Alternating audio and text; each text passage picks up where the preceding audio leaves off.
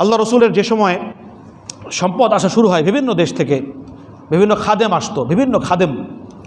একবার ফাতেমা রাদিয়াল্লাহু তাআলা আনহা, তিনি অনেক পরিশ্রম করতেন ঘরে একা। আলী রাদিয়াল্লাহু তাআলা আনহু বললেন, হে ফাতেমা, নিজ হাতে আটা পিষো, হ্যাঁ, নিজেই কুয়া থেকে পানি তোলো, ঘরদোর নিজেই পরিষ্কার করো, তোমার তো অনেক কষ্ট হয়ে যায়। তোমার আব্বার কাছে কত দূর দূরান্ত থেকে কত খাদেম আসে, কত দাস আসে, সেখান থেকে গিয়ে একটা দাসী নিয়ে আসো, তাহলেই তো তোমার জন্য সহজ হয়ে যায়। হযরত ফাতেমাতুজ জাহরা রাদিয়াল্লাহু তাআলা আনহা, তিনি মসজিদে নববীতে গেলেন, গিয়ে আল্লাহ রসুলের সামনে যে বলবেন, বলতে সাহস পাচ্ছিলেন না। কিছুক্ষণ দাঁড়িয়ে থেকে চলে আসলেন।